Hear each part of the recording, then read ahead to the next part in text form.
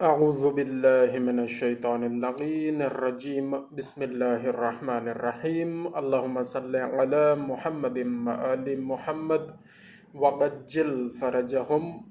امام المتقین امام علی علیہ السلام کا نہج البلاغہ سے خطبہ نمبر 20 آپ کی خدمت میں پیش کرنے کی سعادت حاصل کرتے ہیں۔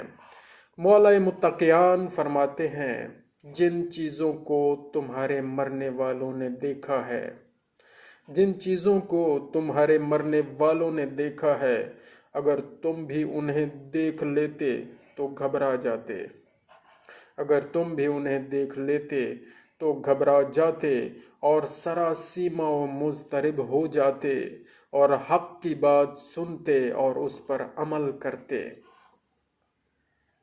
لیکن جو انہوں نے دیکھا ہے وہ ابھی تم سے پوشیدہ ہے، لیکن جو انہوں نے دیکھا ہے وہ ابھی تم سے پوشیدہ ہے اور قریب ہے کہ وہ پردہ اٹھا دیا جائے، اور قریب ہے کہ وہ پردہ اٹھا دیا جائے۔ اگر تم چشم بینا و گوش شنوا رکھتے ہو، یعنی دیکھنے والی آنکھ اور سننے والے کان رکھتے ہو، تو تمہیں سنایا اور دکھایا جا چکا ہے، اور ہدایت کی طلب ہے تو تمہیں ہدایت کی جا چکی ہے۔ قرآن ہدایت کے لیے آیا ہے، قرآن آ چکا ہے، اور روز ہمارے ارد گرد جو حالات و واقعات ہیں، یہ جو سلسلے ہیں، لوگ آ بھی رہے ہیں دنیا میں اور لوگ جا بھی رہے ہیں، تو ہمیں دکھایا بھی جا چکا ہے اور ہمیں سنایا بھی جا چکا ہے، اور ہدایت کی طلب ہے تو تمہیں ہدایت کی جا چکی ہے۔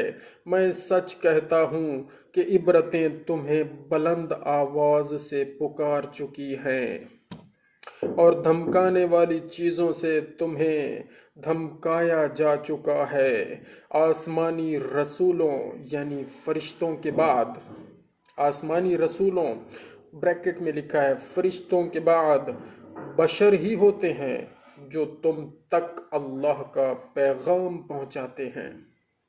اسی طرح میری زبان سے یہ ہدایت ہو رہی ہے، اسی طرح میری زبان سے جو ہدایت ہو رہی ہے، در حقیقت اللہ کا پیغام ہے جو تم تک پہنچ رہا ہے۔